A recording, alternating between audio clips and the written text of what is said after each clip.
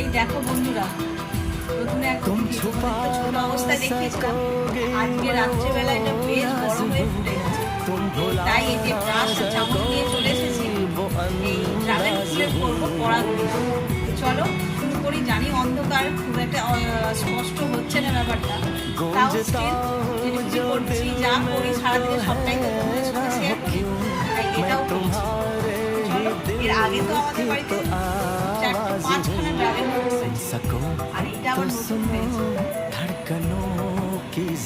এই জিনিসটা করতে না আমার বেশ ভালো লাগে, এর আগে কখনো করিনি না, সেই জন্যই মনে হয় सरहदें कैसी मजबूरियां मैं